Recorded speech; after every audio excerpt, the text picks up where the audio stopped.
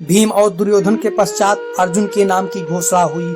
घोषणा होते ही वह धनुष बाण लेकर प्रांगण के मध्य के उपस्थित हो गया।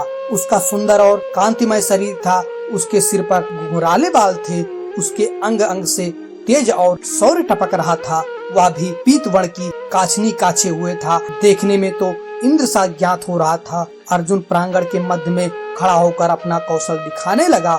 उसके कौशल को देखकर जनता मुग्ध हो गई। अर्जुन जब अपना कौशल दिखा चुका तो फिर घोषणा हुई, क्या कोई राजकुमार अर्जुन की बराबरी कर सकता है? घोषणा सुनकर चारों ओर सन्नाटा छा गया। कोई भी अर्जुन का मुकाबला करने के लिए खड़ा नहीं हुआ। जब कोई आगे नहीं आया, घोषणा हुई, क्या यह समझा जाए कि अर्जुन का मुकाबला करने वाला कोई नहीं है?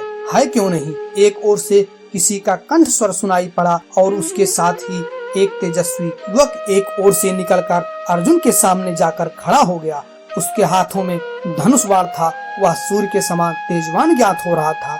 युवक को देखकर कृपाचार्य बोल उठे, यह तो अधिरथ सारथी का बेटा कर्ण है। यह अर्जुन का मुकाबला कैसे कर सकता है? यह कोई राजकुमार तो है नहीं। कृपाचार्य के स्वर को सुनकर चारों ओर सन्नाटा छा गया। कुछ क्षणों के पश्चात सहसा कोई बोल उठा, राजकुमार नहीं है तो क्या हुआ, मनुष्य तो है। बोलने वाला स्वयं दुर्योधन था। वह अपने स्थान पर तनकर खड़ा हो गया। कृपाचार्य फिर बोले, किंतु इस सौर परीक्षा में राजकुमारों को छोड़कर कोई भाग नहीं ले सकता। दुर्योधन फिर बोला, यदि यह बात है तो मैं अभी कर्ण को राजपद पर प्रतिष्ठित किए देता हूँ। दुर्योधन ने कर्ण के पास जाकर अपने अंगूठे को चीरकर रक्त निकाला। रक्त से कर्ण का तिलक करते हुए उसने कहा, मैं कर्ण को अंग देश का राजा बना रहा हूँ। यह आज से अधिरथ का पुत्र नहीं, अंग देश का राजा है। अंग देश के राजा के रूप में यह अर्जुन का मुकाबला कर सकता है। दुर्योधन की बात सुनकर भीम उठकर खड़ा हो गया।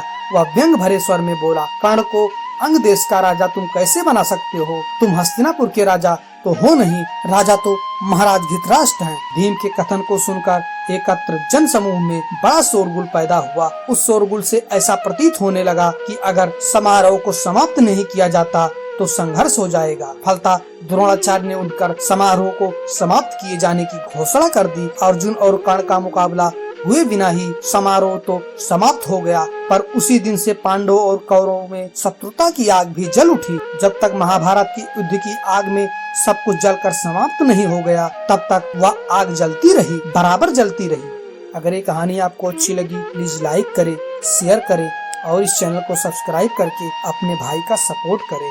Thank you. जय माता दी, जय श्री कृष्णा, जय हिंद दोस्तों।